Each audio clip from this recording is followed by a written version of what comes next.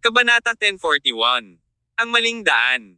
Sinabi ni Lyra Jade, sinasabi na natapos na ng maharlikang pamilya ang pagsasaliksik ng perpektong pulang gagamba. Dapat ay magagawa rin natin ito. Pagdating ng panahon, ito ang aking pundasyon, si Lyra Jade upang manatiling matatag sa ang maharlikang pamilya ni Jade ng Cure City kahit sino pa ito, dapat kong ibalik sa kanila ang utang nila sa akin noon. Sabi ni Nanay Roxanne, pero napakalakas na ni Tear Summers ngayon. Mahirap para sa atin na makuha ang bone marrow sa kanya, di ba? Lalong naging masama ang tawa ni Lyra.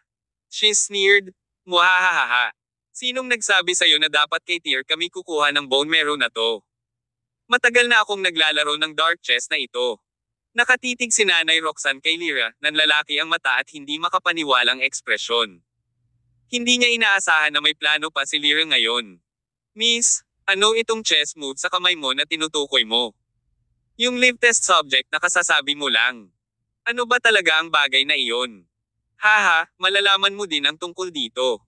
Ang paunang haggard na si Lyra ay tila nabawi ang kanyang sigla out of the blue. Sinabi niya, Tita Roxanne, alam mo ba kung bakit hindi ako direktang bumalik sa pamilya Jade ngunit tahimik na pumunta sa timog sa loob ng ilang araw? Ang totoo ay ginawa ba ang lahat ng ito para sa chess na ito? Ang dahilan kung bakit hindi ko pinakilos ang hakbang na ito noon ay dahil hindi ko naisip kung kapakipakinabang ang hakbang na ito o hindi. Ngayon, sigurado ako na kapakipakinabang ito. At this point, Lyra involuntarily clenched her fists as she said each word, Tear, you killed my husband and my son. I must settle this death feud with you one by one. Since you killed my son, then I will. Buhahahaha. Naging icy cold ang vibe ng buong kwarto sa kakaibang tawa ni Lyra. Kasabay ng mabilis na pagbagsak ng temperatura, ang presidential suite na ito ay tila naging isang buhay na masama. Maging si Nanay Roxanne sa gilid ay nakaramdam ng malabong tusok sa kanyang anit nang makita niya si Lyra sa mga oras na ito. Sasabihin pa, ilang dekada na niyang kasama si Lyra. Ang matandang babae na ito ay palaging iniisip na kilala niya ang kanyang Panginoon. Gayunpaman, sa sandaling ito, nang walang abiso, bigla niyang nalaman na si Lyra ay mas komplikado kaysa sa naisip niya. Kaagad pagkatapos, kinuha ni Lyra ang kanyang cellphone at nag-dial ng hindi pamilyar na numero ng telepono. Maya-maya, nakonekte na ang tawag. Isang boses ng babae ang nagsalita mula sa kabilang panig ng telepono. May bakas ng takot sa tono niya. Napabulalas siya, Guro. Tumango si Lyra at nagpatuloy, kapag tinawagan kita gamit ang numerong ito, dapat mong malaman kung ano ang gusto kong gawin mo. Nandito ako ngayon sa southern city ng Monyo, ilang daang kilometro lamang ang layo mula sa iyong lugar. Dalhin mo sa akin ang live specimen kanina. Bukas ng gabi. This urgent. Halatang medyo kinakabahan ang boses sa kabilang dulo ng telepono. Dahil sa mga tunog nito, ang taong iyon ay hindi gaanong handang gawin ang gawain. Obviously, hindi nagustuhan ni Lyra ang reaksyong ito.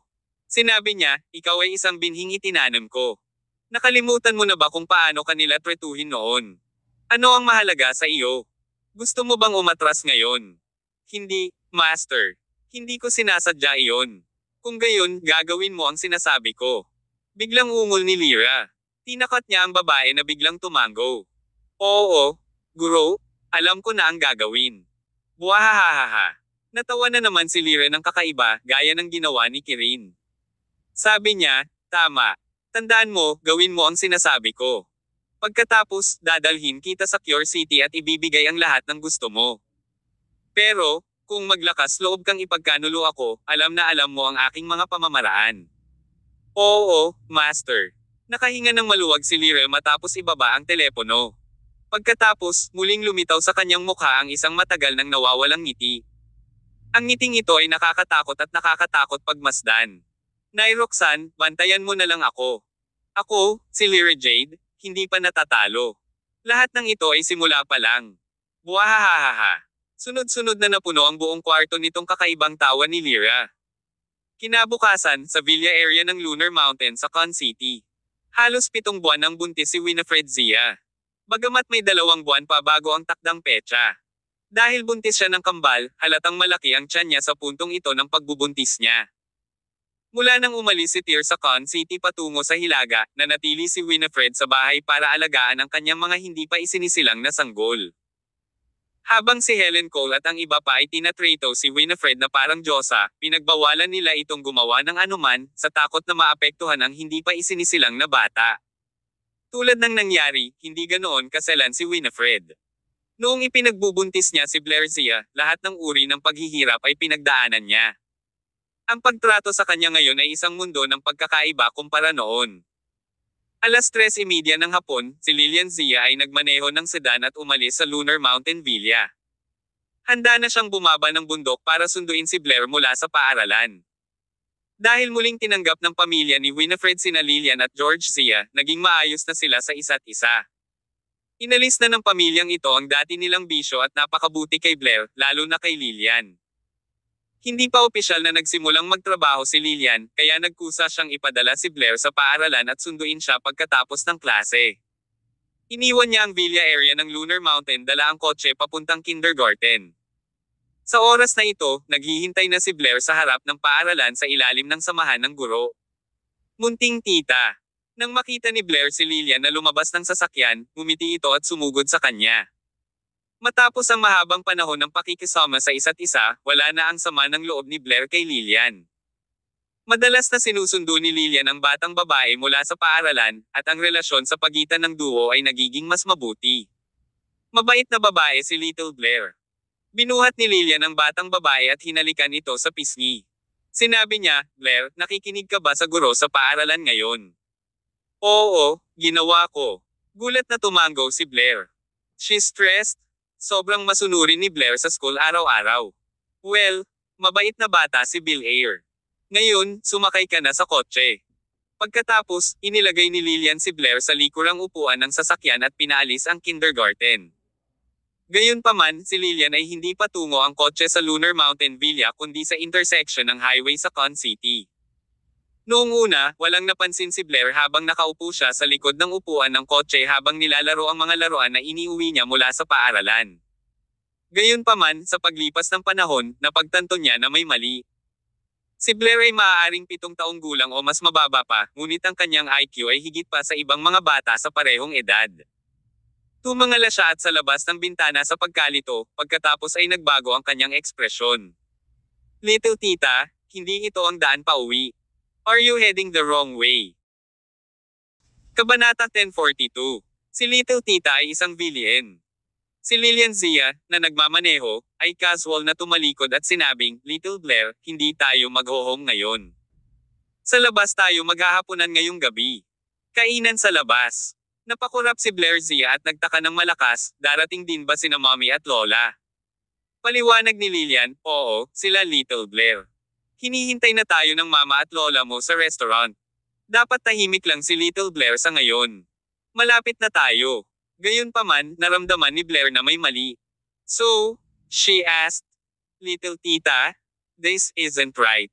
Since buntis si mommy sa kapatid ko, hindi siya pinayagan ni lola na kumain sa labas. Ang sabi niya, unhygienic daw ang mga pagkain sa labas. So, hindi niya papayagang kumain si mommy sa labas. Little tita, may tinatago ka ba kay Blair? Ang tagal mo nang nagmamaneho, tapos ngayon nasa labas tayo. Saan mo ako dadalhin?" Biglang nalungkot si Lillian sa tanong ni Blair. Sa sandaling ito, tila tuluyan na niyang pinupunit ang kanyang maskara at pagbabalat kayo. Mabangis niyang inikat ang kanyang ulo at marahas na sinaway si Blair. She cursed. "Shut up, brat." Natigilan si Blair ng mga sandaling iyon. Sa sandaling iyon, naramdaman ni Blair na parang naglakbay siya pabalik noong nakatira siya sa pamilya Zia. Lahat ng tao sa pamilya Zia ay medyo may bisyo sa kanya. "Little tita, ikaw. Bakit ang sama ng loob mo sa akin? I am so scared." Sob. Umiiyak si Blair. Umiyak siya habang sinisigawan ang kanyang tiyahin na ihinto ang sasakyan. Gusto na niyang umuwi. Sa sandaling ito, pinaandar ni Lillian ang kotse sa hindi kalayuan sa highway toll station na matatagpuan sa suburban area. Ilang tao ang dumaan sa lugar na ito ngayon. Ipinarode niya ang sasakyan sa tabi ng kalsada at kumuha ng lubid sa passenger side. Pagkatapos, bumaba siya ng kotse, sobrang sama ng loob. "Ikaw, mas mabuting sumunod ka na lang." Inihayag ni Lillian ang kanyang tunay na anyo. Binuksan niya ang pinto sa backseat at pumasok. Nagpanik ang batang babae. "Anong ginagawa mo, little tita? Ano ang gagawin mo sa akin? Shut up! Marahas na saway ni Lillian kay Blair. Sa oras na ito, siya ay kumilos tulad ng isang mabangis na hayop sa isang galit na galit, ang kanyang mga mata ay duguan, at siya ay nakasuot ng isang mabangis na ekspresyon. Little tita, huwag mo akong takutin. Natatakot ako. Tumulo ang luha sa mga mata ni Blair na parang mga ilog. Siya ay isang bata, na maliit na batang babae. Hindi niya kinaya ang ganoong takot. Ang kanyang tiyahin, na kadalasan ay napakabait at maalaga sa kanya, ay naging isang masama ngayon.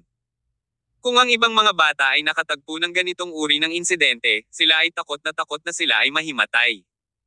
Isip mo, mabangis na itinulak ni Lillian ang piraso ng telang lino sa loob ng bibig ni Blair. Pagkatapos, ginamit niya ang lubid sa kanyang mga kamay upang itali ang kanyang mga kamay at paa. Natakot ito kay Blair. Sob! Tuloy-tuloy ang pagtutol ni Blair. Napuno ng gulat ang kanyang mga mata. Galit na si Lillian. She cursed, "Little Blair? Don't you blame me. You can blame it on yourself for being born to the wrong parents. Muhahaha, stop resisting. Let me tie you up. Be a good girl and come with me, o kung hindi, magdurusa ka." Gayunpaman, nang itali na ni Lillian ang mga kamay ni Blair, biglang naramdaman ni Blair ang mainit na dugo na kumukulo sa loob ng kanyang katawan. Sa susunod na segundo, namumula ang mga mata niya. "Bitiwan mo ako. Masamang tao ka." Kontrabida si Little Tita.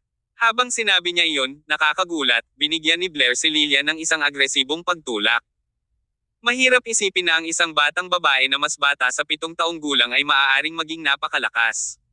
She shoved so hard that Lillian actually staggered. Bago pa makapag-react si Lillian, itinulak ni Blair ang pinto ng kotse sa tabi niya at tumakbo palabas.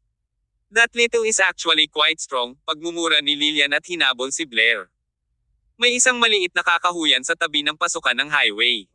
Inilagay ng batang babae ang lahat ng kanyang lakas at tumakbo sa kakahuyan. Wala siyang ideya kung bakit naging ganito ang kanyang tiyan ng biglaan. Gayunpaman, malinaw na malinaw sa kanya na talagang hindi niya hahayaang mahuli siya. Kung siya ay nahuli, siya ay tiyak na mapapahamak. "Little beast, you better stop. Stop running." Hinabol ni Lillian si Blair at pinagalitan siya habang ginagawa niya iyon. Lahat pala ng mga kabaitang iyon na ipinakita niya noon sa pagbalik niya para magmakaawa kay Winifred at ang iba ay wala sa isip. Gaya nga ng kasabihan, hindi mababago ng leopardo ang mga batik nito. Si Lillian ay isang walang kompromisong asong agresibo. Tumakbo si Blair habang umiiyak. Bagaman naubos na niya ang lahat ng kanyang lakas, siya ay isang maliit na babae, halos 7 taong gulang. Paano niya malalampasan ang isang matanda? Hindi nagtagal, naabutan siya ni Lillian. She cursed, "Little beast, titingnan ko kung paano ka makakatakas ngayon." Hinailan ni Lillian ang buhok ni Blair, at napasigaw ang dalaga sa sakit. "You can run. Try run again. How dare a little brat like you push me? You have a death wish." Masamang tao si Little Tita. "Bitawan mo ako." Inikat ni Blair ang ulo at mabangis na kumagat sa palso ni Lillian. Mas lalong namula ang mga mata niya ngayon. Si Blair ay may parehong dugo na dumadaloy sa kanyang katawan gaya ni Tear Summers, at ipinakita niya ang mga palatandaang iyon noon. "Arg!" Napasigaw si Lillian sa sakit. Sumigaw siya para pakawalan ang maliit na hayop. Gayunpaman, kumilos si Blair na parang lobo. Kinagat niya ng husto ang kamay ni Lillian at hindi binitawan kahit na damyugo na si Lillian.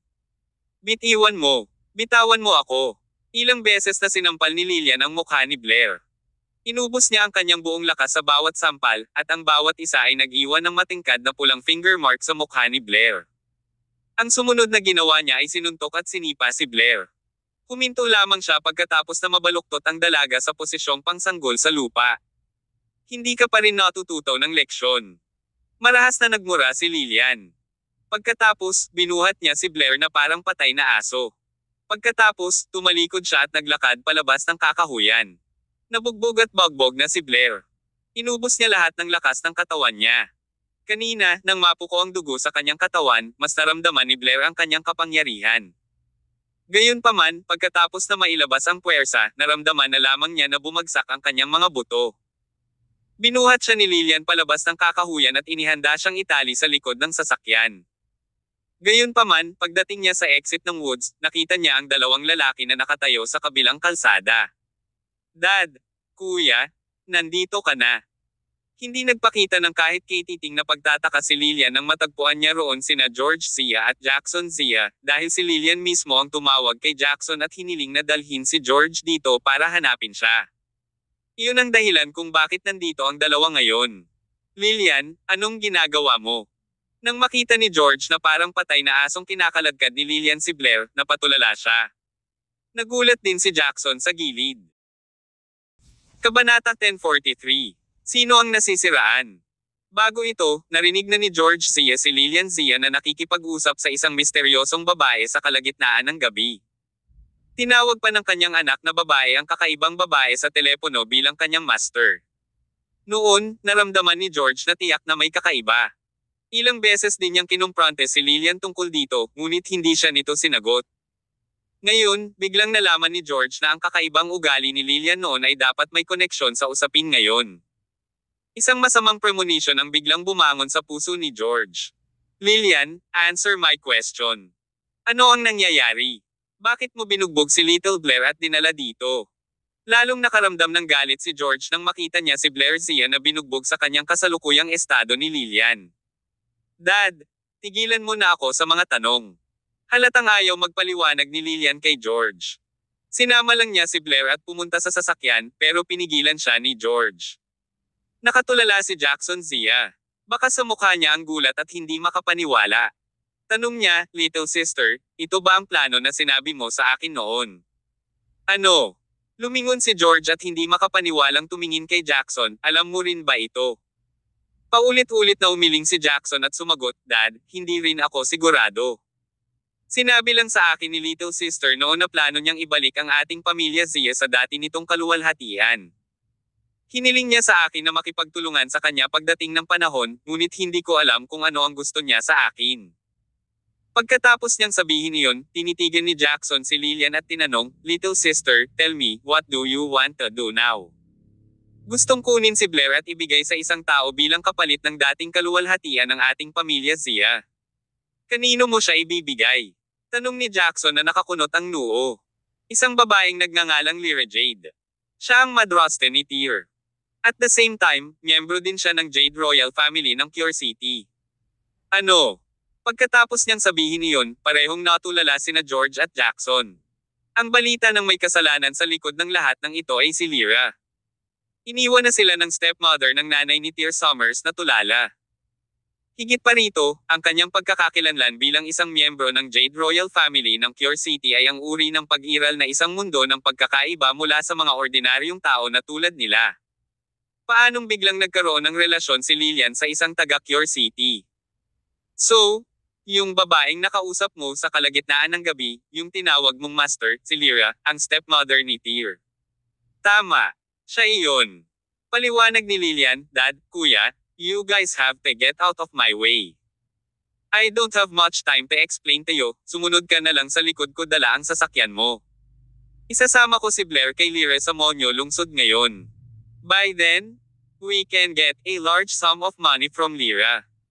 Sabay-sabay, makukuha rin natin ang suporta ng Jade family. Siguradong maibabalik natin ang dating glory ng pamilya Zia.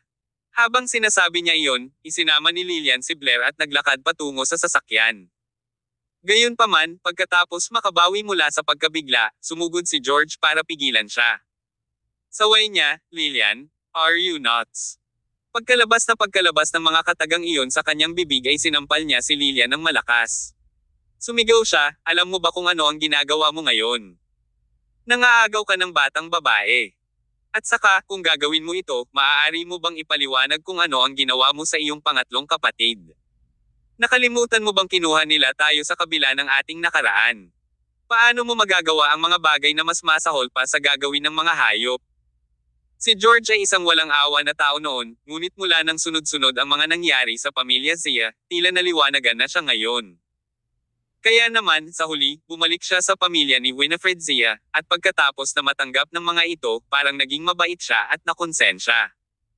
Sa makatuwid, pagkatapos malaman ng mga pasikot-sikot sa bagay na ito, hindi na kailangang sabihin, hindi pinahintulutan ni George ang kanyang anak na magkamali. Give me little Blair and come home with me. Are you still worthy of being a human being to do this kind of thing? Pagkasabi niyo ay pasulong na sana si George para hilahin si Blair palapit sa kanya. Gayunpaman, mabangis na umatras si Lillian na may mabangis na ekspresyon. Dad, masama ba ako, o ikaw ang masama? Naaalala mo lang na kinuha ka ng pamilya ni Winifred, pero nakalimutan mo na ba kung sino ang nagdulot ng paghihirap ng pamilya natin Zia at nagpabagsak sa ganitong estado? Si Winifred at Dear Summers iyon. Kung hindi dahil sa kanila, hindi ang pamilya natin ay naging kung ano ito ngayon. Nakalimutan mo na ba kung gaano tayo kalungkot noong tayo ay pinalaya sa Con City at gumagala ng walang patutunguhan? Nakalimutan mo na ba kung paano namatay ang apo mong si Iris Zie? At paano namatay ang anak mo at manugang mo? Ito ay isang nakamamatay na awayan. Nakalimutan mo na ba ang lahat ng ito? Halos mag-hysterical si Lillian. Ang kanyang dagandong ay nagpa-freeze sa lugar ni George. Sa wakas ay naalala ni Jackson ang kanyang sentido. May ekspresyon din siya nang hindi makapaniwala sa mukha niya. Tinanong niya, "Little sister, hindi mo ba masyadong dinadala ito?" "Ginagawa ko ito para sa kapakanan ng pamilya Zia." Si Lillian ay tuluyang nawala ng malay. Sabi niya, "Kuya, hilahin mo si Dad. Dahil ayaw niyang sumama sa atin, pwede tayong dalawa." Well, medyo nag-alinlangan si Jackson. Pagpapatuloy ni Lillian, "Kontento ka na ba sa status mo? Sa tingin mo ba ay mabait sa amin ang pamilya ni Tyr? Tingnan mo ngayon. Isa ka lang maliit na empleyado ng Autumn Field Group. Kontento ka na ba sa iyong walang kwentang tagumpay? At saka, sa tingin mo hanggang kailan makakatakas ang pamilya? Na-offend nila ang royal family. Malapit nang mapahamak ang pamilya nila. Gusto mo bang matulog sa lansangan tulad ng dati at hindi ka magugustuhan kahit saan ka magpunta?" Napailing si Jackson sa sinabi ni Lillian. Naalala niya ang oras na pinalaya sila sa Con City. Ito ay tulad ng isang buhay na bangungot na tumanggi si Jackson na bumalik sa kanyang nakaraang miserableng buhay kahit na kailangan niyang mamatay ngayon. Bukod pa riyan, sobrang miserable ang pamilya noong mga panahong iyon, at ang lahat ng ito ay dulot ng pamilya ni Tyr Summers. "Tay, umalis ka na." Nakakagulat na iniwan ni Jackson si George na napailing. Tanong niya, "Jackson Zia, gusto mo rin bang sumama sa gawaing ito?" "Dad, 78 years old ka na. Ilang taon ka na lang mabubuhay, pero pareho pa kaming bata ng little sister ko. We don't want to live the rest of our lives miserable." Tama siya. As in hanggat ipadala natin si Blair sa kanila, ilang minuto na lang para ayusin natin ang pamilya Zia kapag nakasakay tayo sa coattails ng royal family. Hayop ka. Mariing tinapakan ni George ang kanyang mga paa at sinampal si Jackson. Gayunpaman, hindi daw mapo ang sampal sa mukha ng kanyang anak. Hinawakan ni Jackson ang kamay ni George. Itinuro ni Jackson, "Lillian, dalhin mo si Blair sa kotse." "Okay," sagot ni Lillian at ibinalik si Blair sa sasakyan sa unang pagkakataon. Kasabay nito, pinigilan ni Jackson si George at pinagbawalan siyang lumapit kay Lillian ng buong lakas. Kabanata 1044. Nakidnap si Blair Zie. Jackson Zia, may death wish ka. Hindi nakalaban ni George Zia si Jackson. Wala na siyang nagawa kundi ang pag-alitan siya ng malakas. "Dad, kung ayaw mo kaming sundan, huwag mo rin kaming pigilan." Malakas na tinulak ni Jackson si George, saka siya tumalikod at sinundan si Lillian Zia. Pilit na hinabol ni George ang kanyang mga anak.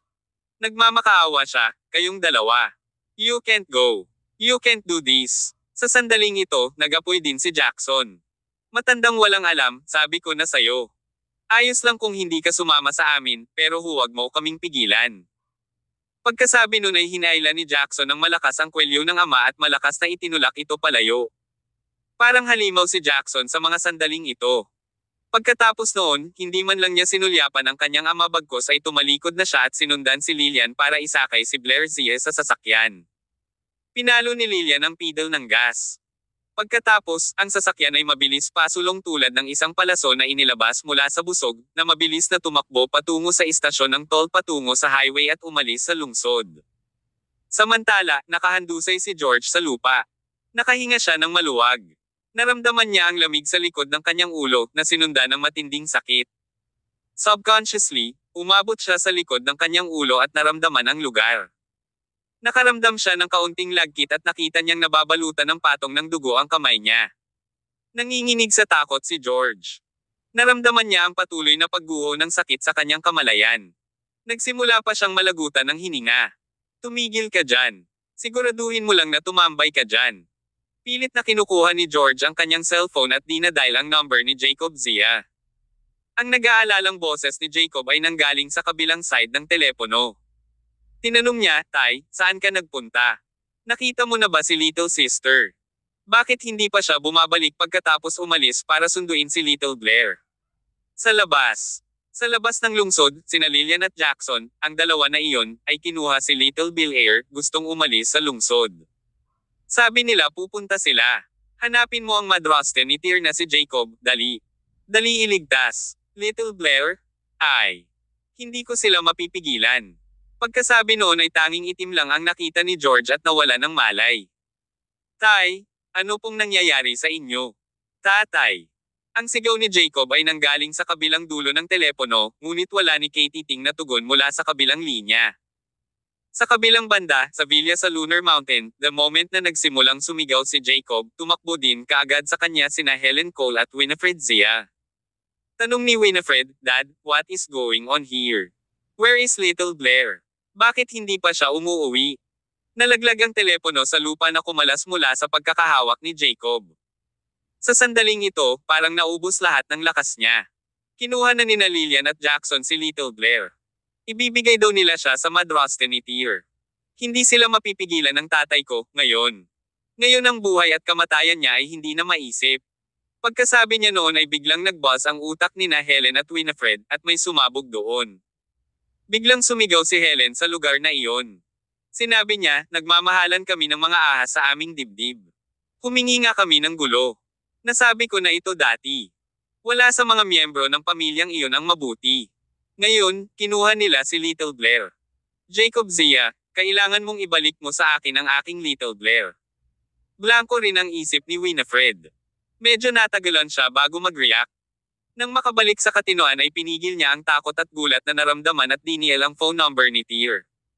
Sa sandaling nakakonekta ang telepono, muli, halos masira si Winifred. Sabi niya, Tyr, kinuha ang Little Blair. Ano? Si Tyr ay nasa estate ng pamilyang Sommer sa hilagang bahagi. Halos natapos na niya ang pagharap sa mga bagay sa hilaga. Nasa kalagitnaan siya ng pagbili ng tiket sa paglipad pabalik sa Con City upang muling makasama ang kanyang asawa at anak na babae. However, this call from Winifred made Tyr dumbfounded. Winifred, what did you just say? What happened to Little Blair? Si Little Blair inagaw na ni Lillian. Dadalhin daw niya si Blair sa madraste mo. Tyr, kailangan mong mag-isip ng mabilis. Mag-isip ka ng paraan para mailigtas si Little Blair. Nasaan ka ngayon? Natatakot ako. Takot na takot ako. Parang nalugmok sa emosyon si Winifred. Nakaramdam ng gulo ang puso ni Tyr sa puntong ito. Inalis ni Lillian si Little Blair at ipinadala siya kay Lyra. Para sa isang sandali, kahit si Tyr mismo ay nahirapang paniwalaan ito. Kailan pa nasangkot si Lillian kay Lyra Jade? Gayunpaman, sa oras na ito, si Tyr ay walang oras para mag-isip ng husto. Ang kanyang anak na babae ay kinuha at ibibigay sa mga kamay ng kanyang mortal na kaaway. Paano ito katanggap-tanggap? Sweetie, dahan-dahan ka lang. Huwag kang masyadong magpagod. Nag-aalala si Tyr na baka mabalisa si Winifred at may mangyari. Dali-dali niyang inaliw ang asawa. Don't worry, I am here. Iuuwi ko si Little Blair for sure, I promise. Honey, kailangan mong iligtas si Little Blair. Dapat mong iligtas ang anak natin. Don't worry. Rest assured that I'm working on it now. I will go save our Little Blair right now. Pagkababa ni Tyr ng telepono, bigla niyang naramdaman na bumagsak ang langit. Hindi niya pinangarap na makontak ni Lyra si Lillian at gagawing kidnapin ang kanyang anak. Dahil sa sitwasyon, malamang na may napakasamang plano si Lyra para makuha si Blair. Sa sandaling nahulog si Blair sa kanyang mga kamay, masasamang bagay lamang ang naghihintay sa kanyang anak na babae. Tyr, anong nangyayari dito? Nang makita ang ekspresyon ni Tyr, parehong natarante sina Draco Summers at Sean Yarn. Nahuli na si Little Blair. There's no time to explain. I have to save Little Blair. Dad, prepare a private plane for me. I need it now. Itinabi ni Tyr ang telepono at diretsyong lumabas ng Summers Manor, ngunit naliligaw siya pagdating niya sa gate. Nahuli na ni Lyra si Blair, pero nasaan si Lyra ngayon? Saan niya hahanapin ang kanyang anak sa malawak na lupain ng Celestial Empire? Marahil sa Cure City. Agad na pumasok sa isip ni Tyr ang lugar na iyon. Si Lyra ay miyembro ng pamilyang Jade sa Cure City, kaya tiyak na pupunta siya sa kanyang pamilya sa Cure City pagkatapos matalo sa kanyang labanan sa Hilaga. Sa makatuwid, mahahanap na ni Tyr si Lyra ngayon kung diretso siya sa Cure City. Gayunpaman, hindi pa rin ito binitawan ni Tyr. Paano kung may ginawa si Lyra na ipahamak ang kanyang anak pagkatapos siyang mahuli? Si Blair ay biological na anak ni Tyr. Walang paraan na hahayaan niyang may mangyari sa kanya. Higit pa rito, ang Cure City ay ang teritoryo ng maharlikang pamilya ng Jade. Kung mag-isa na lang na pumasok si Tyr sa lungsod, hindi lang niya may iligtas si Blair, kundi ilalagay din niya ang sarili sa panganib. Pagkatapos, ang laro ay hindi katumbas ng kandila. Calm down. I must remain calm. Paulit-ulit na sinasabi ni Tyr sa kanyang isip na manatiling kalmado dahil hindi siya maaaring magpanik sa ganitong bagay. May paraan pa. Dapat may mas magandang paraan, kalmado. Huminahon ka. Napasabunot si Tyr sa buhok niya. At this moment, para siyang nasisiraan. Oo, kailangan kong hanapin sila. Tiyak na matutulungan nila ako upang matukoy ang kasalukuyang lokasyon ng Little Blair. Posible ito. Sa sandaling ito, si Tyr ay kumikilos na parang nalulunod na tao na humahawak ng dayami. Sabay kuha ng phone niya at nag-login sa isang webpage na matagal na niyang hindi nabubuksan. Isang napakahalimaw na mata ang agad na lumitaw sa screen ng phone ni Tyr. Doon, ang tunog ng isang matagal nang nawawalang boses ay nagsabi, "Hello Mr. Summers. It's been a while." Kabanata 1045. Greatest Potential for Exposure, GPE. Ang webpage kung saan nakalogin si Tyr Summers ay ang eksklusibong website ng GPE. Ang organisasyon ay kilala bilang ang numero 1 internasyonal na organisasyon ng Panektik. Nakikita ng mga mata ng kanilang Diyos ang lahat ng sulok at sulok ng mundo. Hanggat kayang bayaran ng isa ang presyo, maaaring makakuha ang GPE ng anumang impormasyon para sa kanila. Minsan ay nag-alinlangan si Tyr kung isang Diyos na nakakaalam ang nagtatag ng organisasyong ito. Ang lahat ng impormasyong ibinigay nila ay eksakto sa inaangkin nito, isang bagay na makukuha lamang mula sa pananaw ng Diyos. Kahit na ang lahat ng ito ay tila napakahiwaga, ang organisasyon ay may pambihirang kakayahan. Halimbawa, noong nakaranas si Juan Yates ng ilang problema sa Thailand dati, sa tulong ng GPE nalaman ni Tyr ang kinaroroonan ni Juan. Pinayagan ng Intel si Tyr na iligtas siya sa Ginger Lily Valley. Tanong ni Tyr, "Nahuli ang anak ko ng isang tinatawag na Lyra Jade. Gusto kong malaman ang eksaktong lokasyon nila sa loob ng 10 minuto." Nag-freeze ng 2 segundo ang boses sa kabilang dulo ng telepono.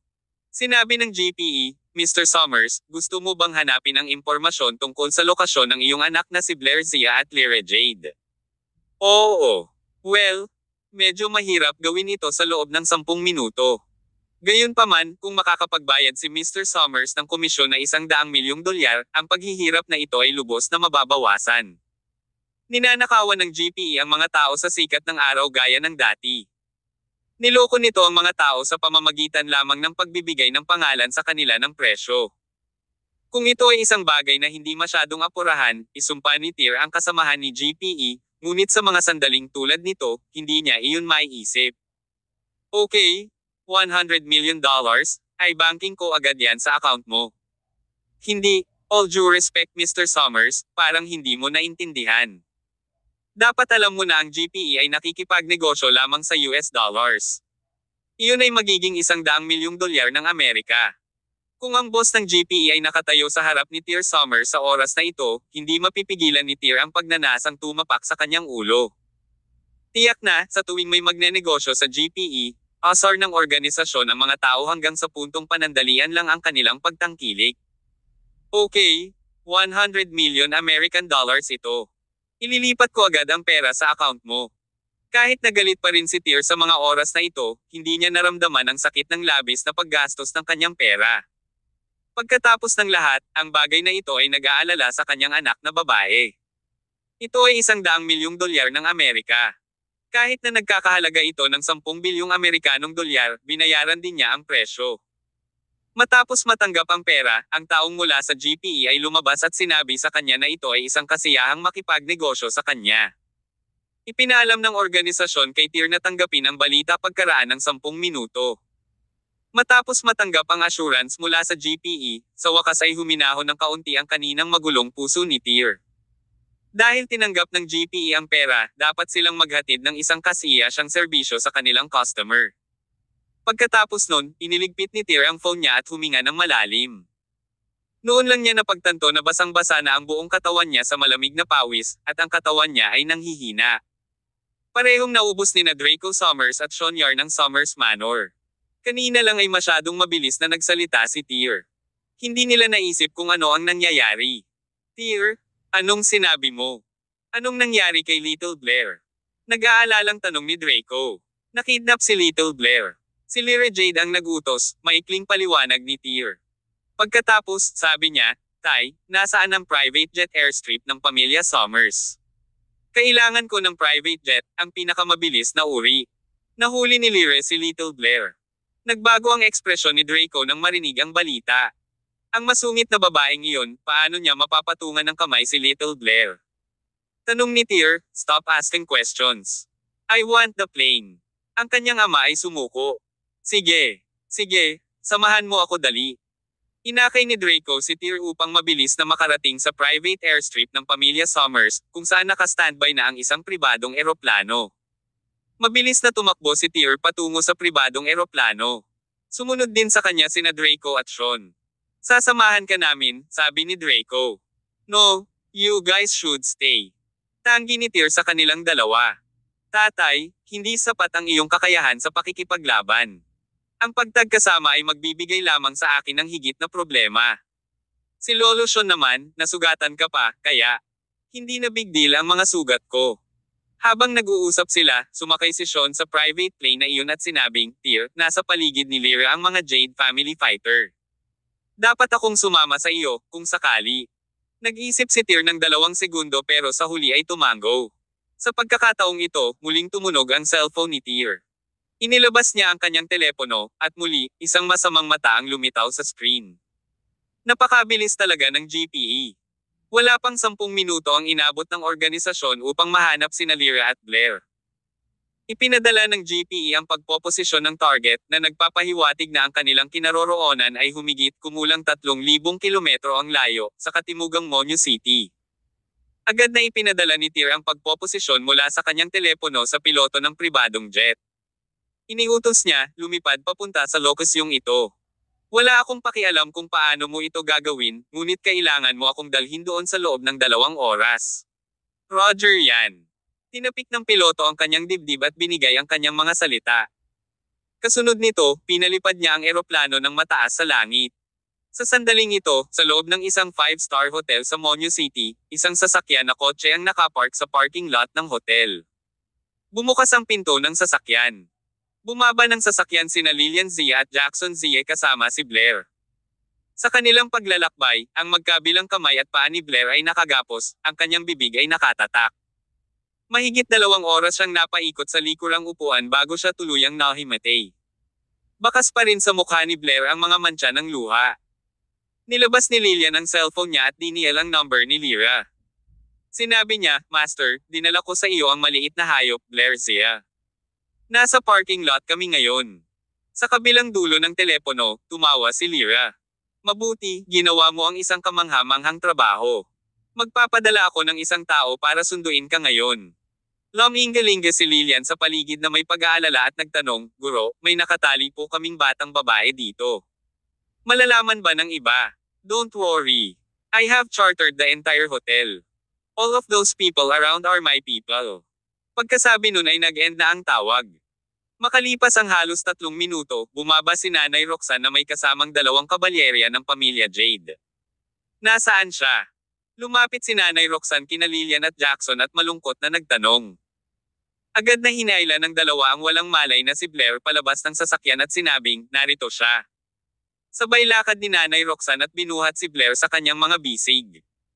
Ang kanyang ekspresyon ay puno ng mataas at malakas na hangin sa buong panahon. Pagkatapos kunin si Blair, wala siyang sinabi kundi tumalikod at naglakad papasok ng hotel. Kuya, nagmamadaling tinawag ni Lilian si Nanay Roxanne. Aalis na lang ba kayo? May maitutulong pa ba ako sa iyo? Lumingon si Nanay Roxanne at walang ekspresyong tumingin kay Lilian. Nagmamadaling sumagot si Lilian, nadala namin si Blair dito nang may matinding kahirapan. Paano naman ang gantimpala na ipinangako ni Master sa akin noon? Si Lilian ay hindi nang ahas na magsalita tungkol sa gantimpala, sa halip ay binanggit lamang ito ng malabo. Oh, pera ang ibig mong sabihin. Isang malamig na ngiti ang biglang sumilay sa mukha ni Nanay Roxanne. Sinabi niya, ipadala silang dalawa sa hukay at sunugin ang pera sa kanila. Pagkatapos niyang magbigay ng pagtuturo, pinapasok kaagad ni Nanay Roxanne si Blair sa hotel. Kabanata 1046. Mayroon ka bang idea na akin? Bago magka-react sina Lilian Zia at Jackson Zia sa aktwal na kahulugan na ipinahiwatig ng mga salita ni Nanay Roxanne. Nataranta ang dalawa nang makita nilang bumunot ng espada ang dalawang kabalyerya ng pamilya Jade. Kayo, para saan ito? Hindi ito inaasahan ni Lilian at Jackson. Kinidnap nila si Blair Zia at dinala dito para humingi ng tulong kay Lyra Jade para buhayin ang kabisera ng kanilang pamilya Zia. Gayunpaman, sa sandaling ito, ang sitwasyon ay tila ganap na naiiba sa kung ano ang kanilang naisip sa simula. Parehong ipinakita ng mga kabalyerya ng pamilya Jade ang isang malungkot na ekspresyon. Ang malamig na kutsilyo sa kanilang mga kamay ay nagbuga ng isang makintab na malamig na liwanag. Little sister, tumakbo ka. Marahas na reaksyon ni Jackson. Sigaw niya at tumalikod para tumakbo. Gayunpaman, ang mga ordinaryong tao na tulad nila ay hindi makatakbo sa mga kabalyerya ng pamilya Jade. Lumingon lang sila. Bago pa sila magkaroon ng oras na gumawa ng kahit isang hakbang, nahuli na ng mga mangangaso ang kanilang mga laro. Sa isang flash ng malamig na liwanag, dalawang hiyawan ang sumabog sa parking lot. Sinundan ito ng dalawang malamig na bangkay na kinaladkad papunta sa trunk ng sasakyan ng dalawang kabalyerong pamilyang Jade na iyon. Noong una, inakala ng dalawang hanggal na ito na kapag tinulungan na nila si Lyra na makuha si Blair, tatangkilikin nila ang yaman at kaluwalhatian, ngunit hindi nila inaasahan na ginagamit lamang sila ni Lyra bilang mga pawn. Ngayong hindi na gumagana ang mga pawn na ito, sigurado, hindi na sila bubuhayin ni Lyra. Dinala ni Nanay Roxanne si Blair sa presidential suite ni Lyra. Sinabi niya, Missy, dinala ko sa iyo ang babae. Ma'am. Tumanggaw si Lyra at nagtanong, paano ang aso? Sagot ni Nanay Roxanne, may dalawang aso sa kabuuan. Parehong inaalagaan. Magaling. Habang nagsasalita si Lyra, naglakad siya papunta kay Blair.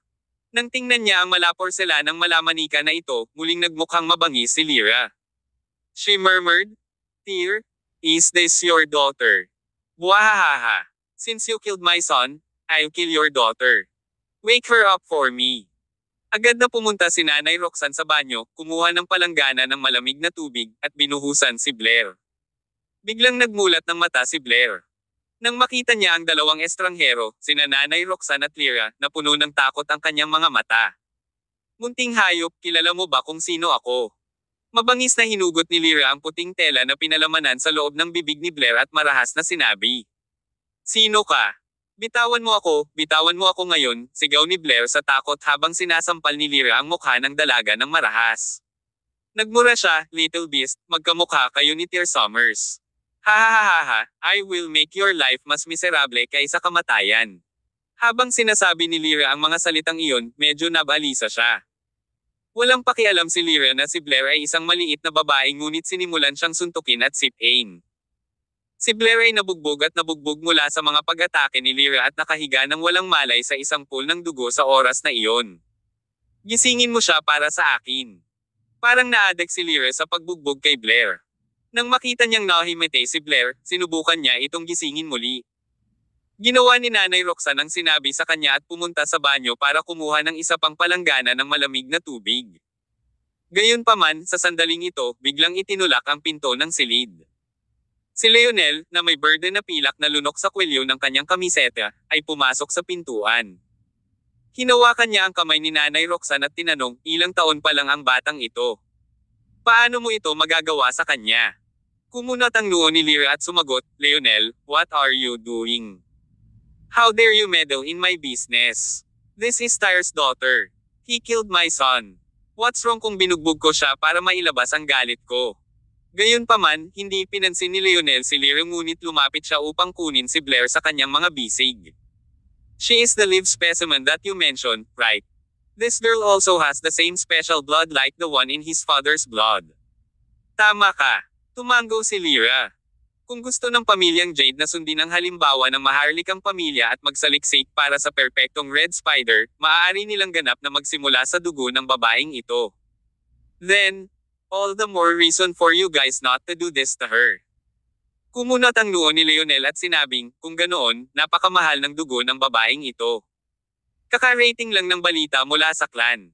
Gusto ng pamilya na bumalik tayo sa clan as soon as we catch the living specimen. Saka, kung sakali, nagpadala ang clan ng Golden Swallow para salubungin tayo. You guys can pack up ngayon. Aalis na tayo saglit. Golden Swallow. Parehong natigilan sina Lyra at Nanay Roxanne nang marinig ang pangalan. Kasabay nito, ang isang alon ng hindi maipaliwanag na galit ay biglang umakyat sa puso ni Lyra.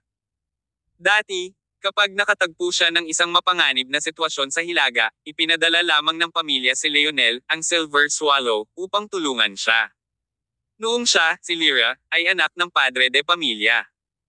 Ngunit para kunin si Blair, nagpadala talaga ang pamilya ng Gold Swallow para sa gawain. Sa kabuuan, nagalit si Lyra. Parang napakababa pa ng katayuan niya sa pamilya. Bagamat nakaramdam siya ng hindi kasiya siya sa kanyang puso, hindi ipinahayag ni Lyra ang kanyang nararamdaman. Kung tutuusin, sa nakalipas na 20 taon, hindi siya pinakitunguhan ng maayos ng pamilya. Ngayon na sa wakas ay pinahintulutan na nila siyang bumalik sa pamilya, ito ay isang mahusay na pagtanggap sa kanya. Higit pa rito, ang lahat ng mga chips ni Lyra sa Hilaga ay wala na ngayon. Hindi man lang siya kwalipikadong sumalungat sa pamilya Jade.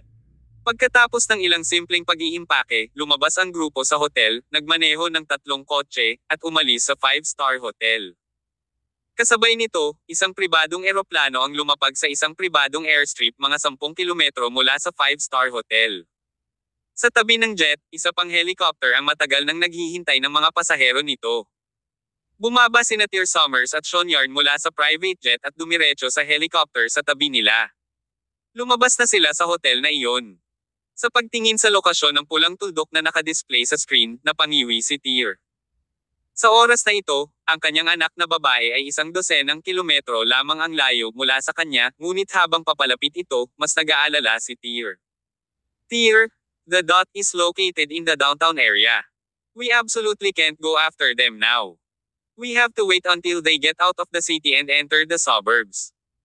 Nag-aalala si Sean na masyadong mag-aalala si Tyr sa kaligtasan ng kanyang anak na baka hayaan niyang makaapekto ang emosyon sa kanyang kakayahang magdesisyon.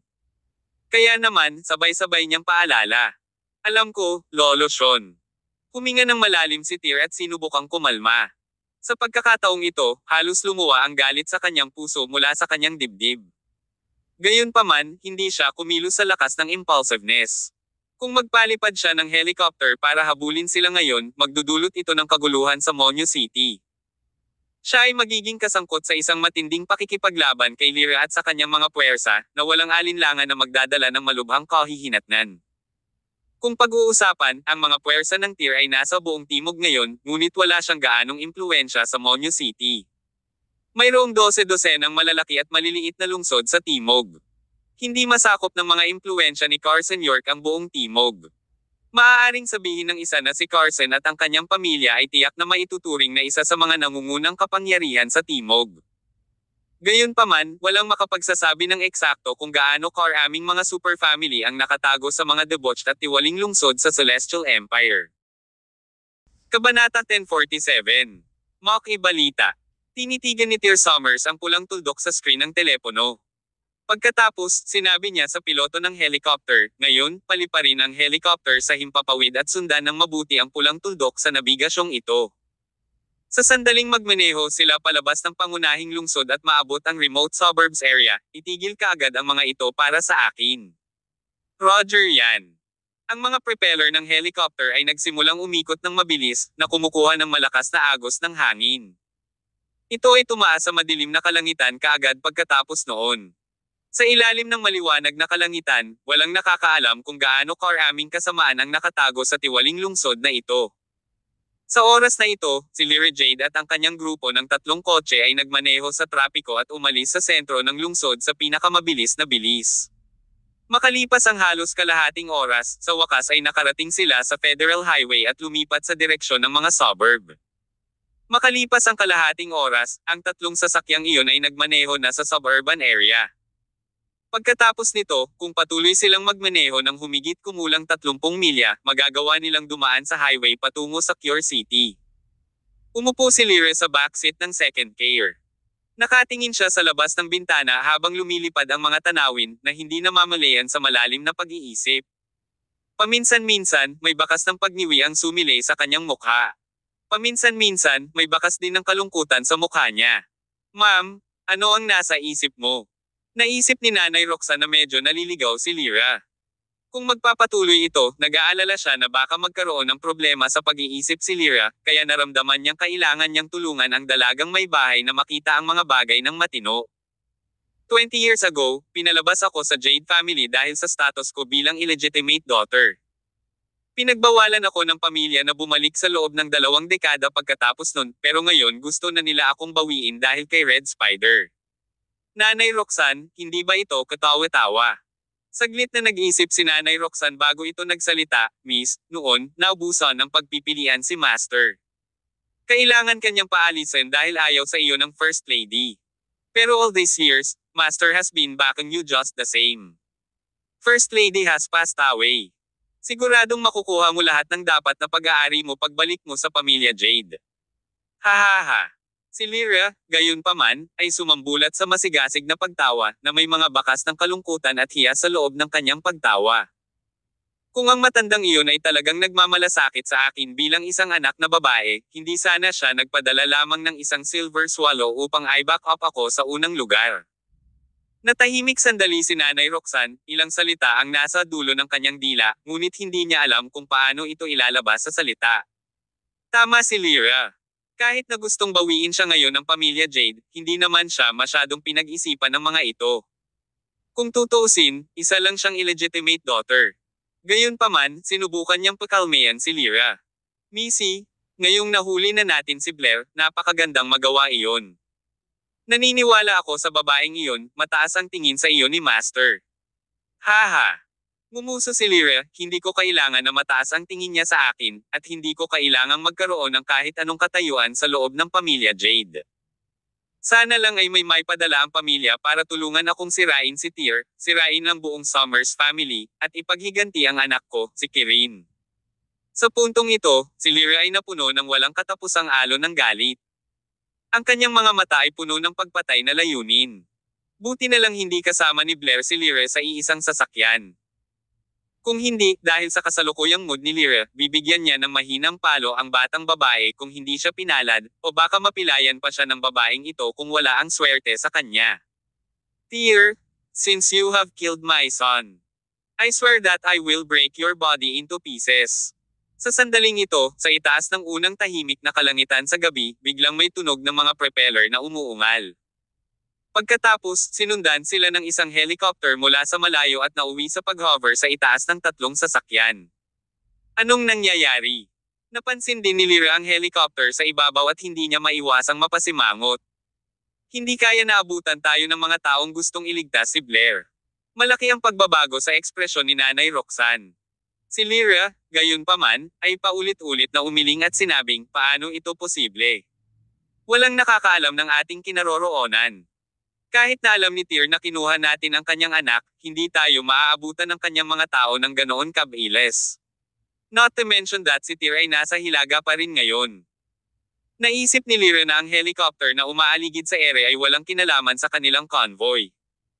Gayunpaman, sa lalong madaling panahon, napansin nila na ang helicopter na lumilipad sa harap nila ay tumira sa isang posisyon na halos 2 o 300 metro mismo sa harap ng kanilang mga sasakyan. Nagsimulang bumaba ang helicopter. Nang ito ay halos 20 metro sa ibabaw ng lupa, isang figure ang biglang tumalon mula sa sasakyang panghimpapawid at matibay na lumapag sa lupa. Dahil masyadong malayo, hindi makita ni Lyra at ng iba pa kung sino ang tumalon mula sa helicopter. Gayunpaman, dahil sa taas na 20 metro, mayroong 2 posibilidad para sa taong tumalon mula sa chopper. Alinman sa taong iyon ay gustong magpakamatay, o ang individual na ito ay isang first class na manlalaban.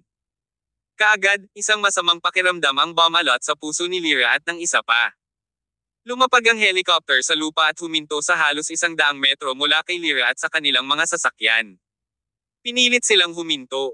Ang tumalon mula sa helicopter ay si Tyr. Samantala, ganoon din ang ginawa ni Sean Yarn. Ang dalawang figure, ang isa ay sumugod sa harap at ang isa ay napaatras ng kaunti habang sila ay sumugod sa direksyon ni Lyra at ng tatlong sasakyan sa bilis ng kidlat. Sa loob ng ilang segundo, narating na nila ang unang sasakyan. Sina Tyr at Sean. Nang makita nila kung sino ang paparating sa kanila, parehong natulala sina Lyra at Nanay Roxanne. Pakiramdam nila ay nakakita sila ng multo. Halatang nasa norte pa sina Sean at Tyr. Paano sila nagpakita dito out of the blue? Sa pangkalahatan, imposible, ngunit hindi alam ni Lyra at ng kanyang grupo na mayroong isang intelligence organization na tinatawag na GPE sa mundong ito. Hanggat kayang magbayad, maaari silang makakuha ng anumang impormasyon para sa kanila. Ang GPE na ito ay maihahambing sa isang Diyos na nakakaalam ng lahat, na nakakaalam ng halos lahat. Isa pa, labis na ikinagulat ni Lyra at Nanay Roxanne na buhay pa si Sean, kaya naman hindi sila makapaniwala. Maliwanag na si Sean ang nasa gitna ng pagsabog sa kanyang labanan sa Dragon King Mountain. Nakatakas man siya sa pagsabog, hindi nila inaasahan na mabubuhay pa siya matapos mahulog mula sa tuktok ng napakataas na bangin. Nagtataka man sila, hindi man lang kinabahan si Lyra. On the contrary, she was somewhat excited. Sa mga araw na ito, ang pag-iisip na hanapin si Tyr para makaganti sa kanya ay umuusad sa kanyang isipan. Hindi niya inaasahan na naging realidad ang kanyang iniisip kung saan maabutin siya ni Tyr. Napapaligiran si Lyra ng dalawa sa 18 knights ng pamilya Jade, si Leonel, ang Silver Swallow, at ilang mandirigma na dinala niya mula sa pamilyang Jade. Sa opinyon ni Lyra, ang mga taong ito ay higit pa sa sapat upang harapin si Tyr at ang kamakailang malubhang na sugatan na si Sean. Higit pa rito, hawak pa rin niya si Blair bilang hostage, na lubos na nagpalakas ng kumpiyansa ni Lyra. Tyr, hindi ko inaasahan na darating ka para hanapin ang iyong kamatayan. Ngayon, ipaghihiganti ko ang aking anak, si Kirin. Kabanata 1048. Hindi ka makatakas. Si Lyra Jade ay nahulog sa isang uri ng kasamaan. Walang pakundangang itinulak niya ang pinto ng sasakyan at lumabas ng sasakyan. Gusto lang niyang samantalahin ang pagkakataon ngayon para makapagpahinga ng malinis kasama si Tyr Summers. Missy, nasisiraan ka na ba? Nawalan na ng bait si Lyra, pero matino pa rin ang ulo ni Nanay Roxanne. Bagamat medyo kakaunti ang mga mandirigma ng pamilyang Jade sa kanilang panig sa oras na ito, naisip ni Mother Roxanne na hindi sila katugman ni Tyr at Sean Yarn. Nasaksihan ni Nanay Roxanne sa sarili niyang mga mata kung gaano kay-perwisyo si Tyr Summers. Not to mention, kasama niya ang guardian angel ng Summers family. Pinoprotektahan ni Sean ang pamilya sa buong 15 taon. Kaya't kung magkakaroon ng laban mamaya, tiyak na hindi sila naninindigan kahit kay titing na pagkakataong manalo. Hinaila pabalik ni Nanay Roxanne si Lyra at nagpakawala ng malakas na sigaw, bilasan mo at baligtarin mo ang sasakyan. Huwag tayong maabutin ng dalawang lalaking iyon. Ang tatlong mga kotse ay tila may isang napakatasat na pag-unawa at nakaback up ng sabay-sabay. Gayunpaman, sa oras na ito, gumawa si Tyr sa kanyang tabi. Tumakbo si Tyr patungo sa tatlong sasakyan kaya mabilis siyang lumabo. Huminto lang siya nang marating niya ang huling sasakyan. Sa mismong sandaling ito, ang sasakyan ay nagsimulang umatras ng mabilis, ngunit si Tyr ay nagpakawala ng mahinang dagandong habang iniunat niya ang kanyang mga kamay at mariing idiniin ang trunk ng kotse. Tumili. Ang mga gulong ng sasakyan ay nagsimulang umikot ng mabilis, ngunit ang kotse ay hindi nagawang umatras. Nakapagtataka, umasa si Tyr sa kanyang lakas para pigilan ang sasakyan sa puwersahang pag-urong. Pagkatapos, binasag niya ang kanyang kamao sa trunk ng kotse, at sa isang malakas na putok. Nakapagtataka, dalawang gulong sa likod ng sasakyan ang nabasag. Ang nagmaneho ng sasakyan ay Jade Family Cavalry. Sa pagkakataong iyon, para siyang nakakita ng multo. Bago pa siya makapag-react, may nakita siyang kamay na biglang nabasag sa bintana ng sasakyan. Pagkatapos noon, naramdaman niya ang isang malaking puwersang bumuhat sa kanya at hinaila siya palabas ng sasakyan. Huminto ang sasakyan patayo sa highway, nakaharang sa daan ng dalawang sasakyan sa likod nito. Kasunod nito, bumukas ang lahat ng pinto ng sasakyan, at lumabas sa mga sasakyan ang isang grupo ng mahigit 10 lalaki. Isang kabalyerya ng pamilyang Jade mula sa sasakyan sa gitna ang humawak kay Blair siya habang nakatitig kay Tyr, mukhang naalarma. Daddy, Daddy. Kahit papaano ay nagising si Blair nang makita niya si Tyr. Agad na sumigaw ang maliit na batang babae at patuloy na sinisigaw ang kanyang ama. Nang makita niya ang eksena ay nawasak ang puso ni Tyr sa kalungkutan, lalo na nang natatakpan ng mga sugat ang katawan ni Blair. Agad na umaalab ang galit sa buong dibdib niya. Lalo pa, ang mainit na dugo sa loob ng kanyang katawan ay nagsimulang kumulo ng mabilis at nagamok sa mismong sandaling ito. Nakaramdam siya ng nakakatusok, nag-aapoy na sensasyon sa kanyang mga mata, at hindi nagtagal ay namula ang kanyang mga mata. Parang nagkakaroon na naman ng episode ang nagngangalit na dugo sa katawan ni Tyr. Gayunpaman, sa oras na ito, sa isang lugar bago ang dibdib ni Tyr ay biglang sumabog ng lamig, pagkatapos ay malapit na sinundan ng isang mainit na sensasyon. Ang dalawang sensasyong ito ay nag-cross-cross habang ang kakaibang pakiramdam ay dumaloy sa katawan ni Tyr.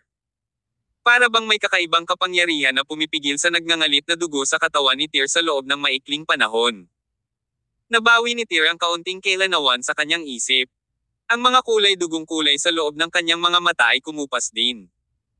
Ang sarira na ito ni Master Odric ay karapat-dapat sa pangalan nito bilang isang relic na naiwan pagkatapos ng pagpanaw ng isang kilalang monghe.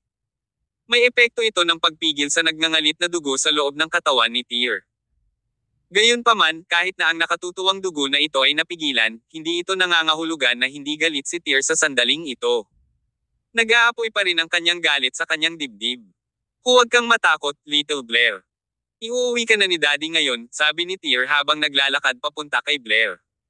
Tyr, tumigil ka nga dyan. Kung maglakas loob kang humakbang pasulong, I'll have someone kill Blair. Umalangaw-ngaw ang kakaibang boses ni Lyra. Agad na nagsalubong ang mga kilay ni Tyr. Samantala, ang kabalyerya ng pamilya ni Jade ay naglagay ng maikling kutsilyo sa leeg ni Blair. Hahaha, Tyr, tinahak mo ang daan para saruan ang sarili mo. Naisipan kong puntahan ka, pero hindi ko inaasahan na pupunta ka sa akin. Ngayon, babayaran kita sa buhay ng anak ko. Ikaw, mas mabuting lumuhad ka sa harap ko ngayon din. Gayunpaman, hindi pinagbantaan ni Lyra si Tyr. Marahas niyang pinitik ang kanyang pulso, pagkatapos, sa isang iglap, isang gintong liwanag ang bumungad sa kanyang kamay. Sa isang tunog ng paghiwa, bumulwak ang daloy ng dugo mula sa lalamunan ng kabalyerya ng pamilya ni Jade, na humawak ng kutsilyo sa leeg ni Blair, at nahulog ang kutsilyo sa lupa. Isa itong gintong panestis na tumusok sa leeg ng lalaking ito. Bago pa makabalik sa katinoan ng iba sa karamihan, nakagawa na si Tyr. Ang kanyang katawan ay naging isang stream ng liwanag habang siya ay nag-teleport. Agad niyang nalagpasan ang linya ng depensa ng kanyang kaaway at nagpakita sa harap ng kanyang anak sa isang iglap. Hiwain, hiwain. Iyon ang mga mesla na tunog mula kay Ormer Dagger noong hinihiwa nito ang katawan ng tao. Sa isang kisap mata, ginamit ni Tyr ang punyal para hiwain ang tatlo sa leeg ng kanyang mga kaaway. Napahawak si Blair sa mga braso ni Tyr sa buong oras. Sa oras na ito, nakapag-react sina Lionel, Silver Swallow, at dalawang miyembro ng 18 Knights ng pamilya Jade. May swallow-headed design curved blade si Lionel sa kanyang kamay, at hinampis niya ito sa Ormer Dagger ni Tyr. Sa isang kalabog, ang hubog na talam sa kamay ni Lionel ay direktang naputol ng Ormer Dagger ni Tyr sa dalawa, at si Lionel ay napaatras ng dalawang mabibilis na hakbang. Hindi tumigil doon si Tyr, hinawakan niya si Blair sa kanyang mga braso at pinatay ang daan palabas ng ambush. Dumating siya bago si Sean Yarn sa loob ng ilang sandali. Sa likod niya, hinahabol siya ng dalawang kabalyerya ng pamilya Jade. Gayunpaman, sa sandaling iyon, binunot ni Sean ang kanyang espada.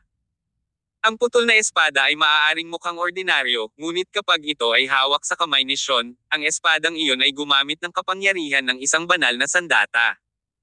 Pagkatapos ng dalawang pag-indayog ng espada, dalawang kabalyerya ng pamilyang Jade ang nahulog sa isang pool ng dugo. Lolo Sean, tulungan mo akong alagaan si Little Blair. Inabot ni Tyr si Blair kay Sean, tapos tumalikod siya at pinandilatan ang grupo ni Lyra sa tapat. Ang sitwasyon sa magkabilang panig ay nabaligtad sa loob lamang ng 10 segundo.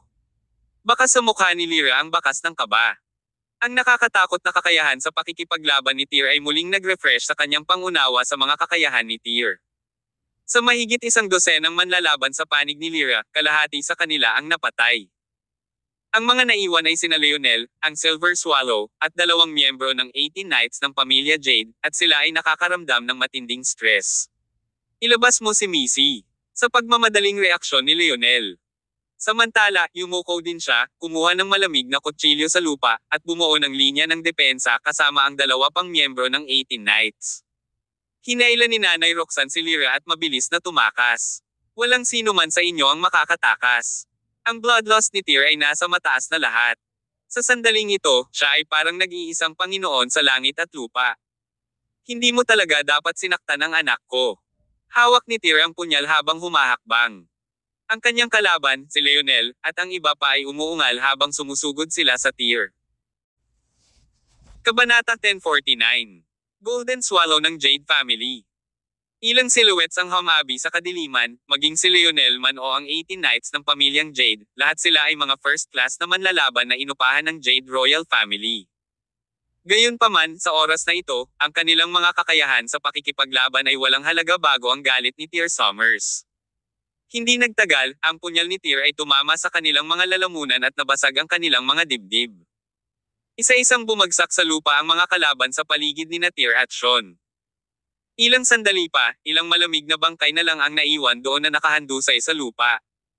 Tumayo si Sean Yarn sa dati niyang pwesto. Hawak-hawak niya si Blair Zia at tinatakpan ng mga kamay niya ang mga mata nito. Masyadong madyugo ang eksena. Ayaw niyang masaksihan ng isang batang babae na wala pang 7 taong gulang ang ganitong madugong eksena. Sa kabilang banda, kinaladkad ni Nanay Roxanne si Lyra Jade habang pilit nilang tinatakbuhan ang kanilang buhay. Habang tumatakbo sila mula sa pinangyarihan, narinig nila ang sunod-sunod na mahihinang hinga mula sa likuran. Ang tunog ng paghinga ay parang hindi matitinag na masamang espiritu na humahabol sa kanila. Naramdaman nila ang napakalaking pressure na dumating sa kanila. Nakaramdam ng lamig si Nanay Roxanne at Lyra sa likuran nila. Hindi nila namamalayan na tumigil sa kanilang mga truck at lumingon. Nakita nila si Tyr na nakatayo, ilang metro ang layo sa kanila.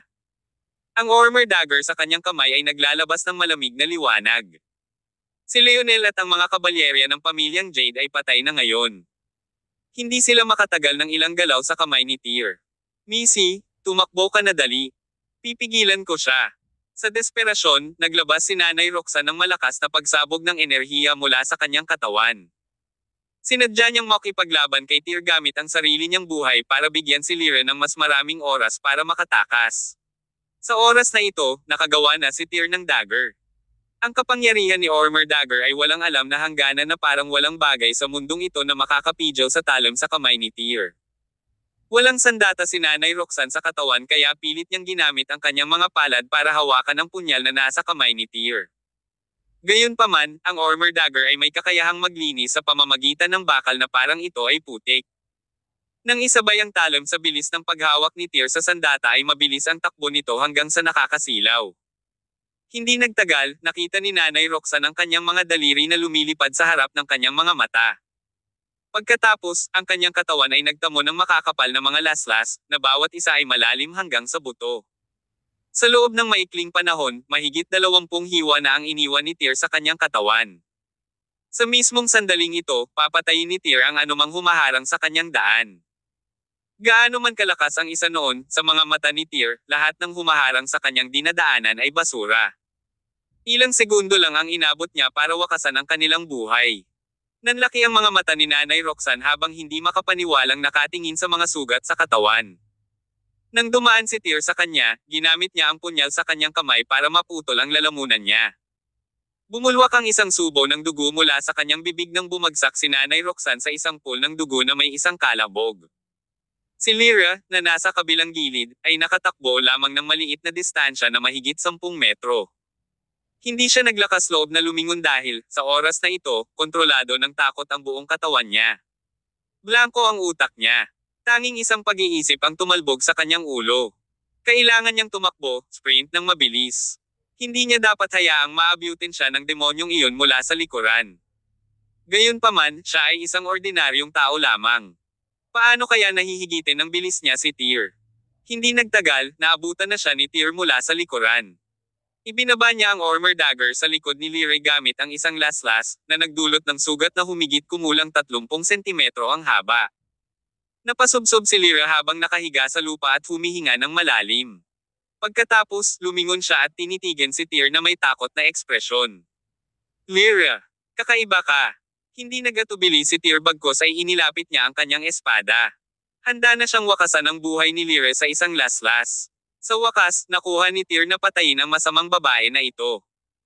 Siya ay naging dahilan upang siya ay itaboy sa pamilya Summers at kahit na halos sanhi ng pagkasira ng kanyang pamilya sa kanyang balak. Gayunpaman, sa oras na ito, sa itaas ng walang katapusang kalangitan sa gabi, isang helicopter ang lumipad patungo sa kanila. Habang ang helicopter ay nakahover sa itaas ng ulo ni Tyr, isang makapangyarihang boses ang biglang nagsabi, "She is the Missy of my Jade family.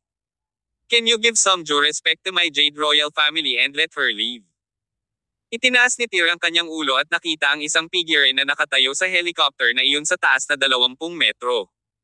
Pagkatapos nito, ang figure ay tumalon pababa mula sa himpapawid at tuluyang lumapag sa lupa. Ito ay isang matandang lalaki sa edad na ika-60 taon, nakasuot siya ng itim na balabal, at ang kanyang kwelyo at manggas ay nakaberda na may pattern ng golden swallow. Ang lunok ay matingkad at parang buhay na parabang ito ay papailanglang pataas sa langit. Ang golden swallow ng pamilya Jade. Nang makita nila ang lalaking sumulpot sa harapan nila ay parang malungkot ang ekspresyon ni Sean na nakatayo sa likuran ni Tyr. Sinabi niya, "Tyr, mag-ingat." Siya ay kabilang sa pinakamataas na ranggo ng kapangyarihang panlaban ng maharlikang pamilya ng Jade. Humakbang pasulong ang golden swallow at tumayo sa harapan ni Lyra nang makasalubong niya sa mga mata si Tyr. Dapat may sense of decency ang mga kabataan. If you dare to be pushy again, my Jade royal family will make your life miserable. Patayin mo siya, Senior. Muling sumigaw si Lyra nang makitang tumulong sa kanya ang golden swallow ng Jade royal family. She hated Tyr to his bones, kaya natural, umaasa siya na ang golden swallow na ito ay papasok at tulungan siyang tapusin si Tyr. Sa sandaling ito, itinuwid ni Tyr ang armor dagger sa kanyang kamay at binaligtad ito gamit ang isang kamay habang ang isa pang gintong liwanag ay lumabas mula sa kanyang palad. Dang! Dumiretso ang gintong karayom sa pagitan ng mga kilay ni Lyra. Sa kasamaang palad, nakita ng golden swallow na iyon na paparating at iwinagayway ang kanyang manggas, at nakakapagtaka, nagtagumpay siya sa pagharang sa pag-atake ni Tyr. Sumubsob ang mukha niya habang pinapagalitan, "How dare you? I have revealed the identity of the Jade royal family, and you still dare to take your gloves off." The Jade royal family, ano ba yan? Dahil sa sinabi ni Tyr, nanginginig sa galit ang golden swallow. Isa sa 3 dakilang maharlikang pamilya ng Celestial Empire, ang Jade royal family ng Cure City. Ito ay walang pangalawa kundi ang emperador. Ang pamilya ay hindi kailanman minamaliit ng sinumang tulad nito. Mayroon kang death wish, galit na sumpa ng golden swallow. Ang malakas na chi ay sumabog mula sa kanyang katawan habang siya ay naglunsad ng isang nakamamatay na pag-atake kay Tyr. Ang taong ito ay karapat-dapat sa kanyang titulo bilang ang pinaka-elite na puwersang panlaban ng maharlikang pamilya ng Jade. Ang kanyang lakas ay mas mataas ng ilang bingo kaysa kay Lionel, ang Silver Swallow, at ang 18 Knights ng pamilya Jade ngayon. Ang lalaking ito ay mayroon pa ring kapangyarihang panlaban na katugma sa pakikipaglaban sa Excalibur Willow ng pamilyang Willow. Sa oras na ito, napansin ni Sean kung gaano kabangges ang lalaki. Nagsimula siyang makaramdam ng pag-aalala na parabang sinuspinde ang kanyang puso sa hangin. Habang siya ay nasa kalagitnaan ng pagsasaalang-alang kung dapat ba niyang tulungan si Tyr, isang malungkot na hiyaw ang narinig mula sa kabilang banda. Ang armor dagger sa kamay ni Tyr ay tumago sa dibdib ng golden swallow. Pagkatapos ay sinundan ito ng isang sipa ni Tyr na nagpalipad sa matandang lalaki. Ang matanda ay nagmamadaling tumayo mula sa lupa na may gulat at hindi makapaniwalang nakasulat sa kanyang mukha. Parang hindi niya akalain na ang binatang ito na nasa late 20s ay nagtataglay ng ganoong nakakakilabot na lakas. Samantala, si Tyr ay muling sumugod sa kanya, at siya ay kasing bilis ng kidlat. Nataranta ang golden swallow sa pag-atake ni Tyr. Hindi nagtagal, naputol ang kanyang combat rhythm, muli siyang nilaslas ni Tyr ng ilang beses gamit ang punyal. Ang golden swallow ng Jade royal family ay ganoon lang. Sa sandaling sinabi niya iyon, ang armor dagger ay bumaon ng malalim sa leeg ng golden swallow at malinis na lumabas sa kabilang panig. Kabanata 1050. Okay si Little Blair. Sa tingin mo ba mapipigilan ako ng iyong pamilyang Jade na patayin ang balak kong target? Panunuya ni Tyr Summers habang inilalayo ang kanyang punyal. Ang Golden Swallow, nakahanga-hanga pa rin at makapangyarihan ngayon, ay bumagsak sa lupa na may isang kalabog. Ang eksena ay halos matakot kay Lyra Jade sa bingit ng pagbagsak. Samantala, nanunood mula sa gilid, Sean Yarndin. May pagtataka sa mukha niya. Sa sandaling ito, kahit si Sean, ang dating numero unong manlalaban sa Hilaga, ay hindi nasukat kung gaano kakilakilabot ang lakas ni Tyr. Hindi ito posible. Imposible ito.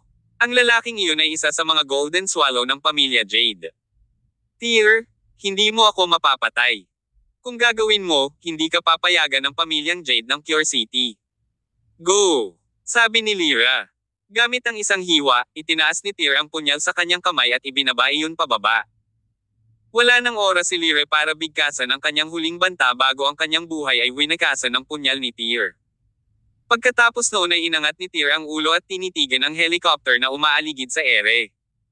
Umungol siya, ikaw ang pamilyang Jade ng Cure City, tama. Ang pangalan ko ay Tyr Summers. Ngayon, pinatay ko ang binibini pati na rin ang isang Golden Swallow ng iyong pamilya. Pumunta ka at ipaalam mo sa ulo ng iyong pamilya. Kung gusto mo maghiganti, huwag mag-atubiling dalhin ito. Hindi alam kung narinig ng mga tao sa helicopter na iyon ang mga salita ni Tyr. Anyway, walang tugon mula sa kanila. Parang natakot din ang mga tao sa itaas sa kahindek-hindek na combat power na ipinakita ni Tyr. Pagkatapos nito, nang walang karagdagang pagkaantala, lumipad ang helicopter sa malayo na may tunog na choff.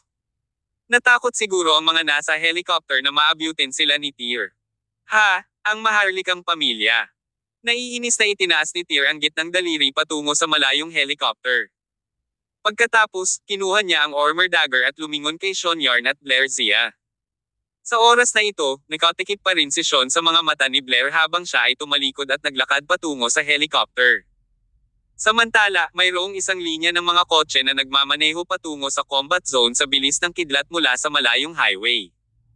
Sila dapat ang mga tauhan mula sa Monyo City na inutusan ni Carson York na puntahan at linisin ang eksena. Hinubad ni Tyr ang kanyang sando na may bahid ng dugo at sumakay sa helicopter, na pagkatapos ay nawala ng napakabilis hanggang sa gabi. Sa ilalim ng mga ito, ang kalangitan ay pininturahan ng mga kulay niyan. Mahigpit na hinawakan ni Tyr sa mga bisig niya ang nanginginig na si Blair. Pakiramdam niya ay dinudurog pa rin ang puso niya nang tingnan niya ang mga sugat sa katawan nito. Little Blair, masakit ba? Tanong ni Tyr sa malambing na boses, marahang hinihimas ang mga pasa ni Blair. Ma'am. Malakas na tumango si Blair, pagkatapos ay nagpatuloy, Daddy, may sakit ako, ngunit ako ay walang takot at hindi natatakot sa kanila dahil alam kong darating ka upang iligtas ako. Mahigpit na niyakap ni Tyr si Blair. Hindi na mauulit ang mga ganyan sa hinaharap. Pinandilatan ni Blair ang malalaking mata niya habang nakatingin kay Tyr na may expectant expression. She asked, Dad, aalis ka pa ba pagka-uwi mo this time? Ngumiti si Tyr at sumagot, No, Daddy's business is done. I will stay at home with you and Mommy after this, okay, Little Blair. Well, that's great. Makakasama rin natin ang little brother and sister ko, tuwang-tuwang sabi ni Blair. Tama, oo, kasama ang iyong mga nakababatang kapatid. Marahang hinaplos ni Tyr ang buhok ni Blair gamit ang kanyang kamay. Pagod ka siguro ngayon, Blair. Bakit hindi ka muna umidlip? Iuuwi ka na ni Daddy ngayon. Okay, sagot ni Blair, saka masunaring isinubsob ang ulo sa braso ni Tyr. Hindi nagtagal, mahimbing na natutulog ang batang babae na may matamis na ekspresyon sa kanyang mukha. Nakita ni Sean ang eksena sa gilid. Isang taos-pusong ngiti ang pinakawalan niya at nagkomento, hindi ko inaasahan na ang binatilyo na dating nakaupo sa pasukan ng bahay at tumitingin sa malayo ay magkakaroon ng anak na ganito katanda. Tumawa si Tyr at sinabing, Lolo Sean, ang cute ng anak ko. Ngumiti si Sean at tumango. Syempre naman. Tyr said spoggily, I will have another son and daughter soon. Hindi ka ba naiinggit sa akin, Lolo Sean? Tawa ng tawa, pabirong sambat ni Sean, hahaha, you brat. You even go as far as show off in front of your Lolo Sean. Lumipad ang helicopter sa kalangitan sa gabi at sa Monyo City, patungo sa Con City. Upang iligtas si Winifred Zia at ang iba pa sa kanilang pag-aalala, kinuha ni Tyr ang kanyang telepono at tinawagan ang kanyang asawa. Mabilis na nakonekta ang tawag. Sabay-sabay na nagmula sa kabilang panig ang kinakabahan at nag-aalalang boses ni Winifred. Tyr, kumusta na? Little Blair. Natagpuan na ba ang anak natin? Tyr comforted her. Sweetie, you don't have to panic. Nasa helicopter ako ngayon.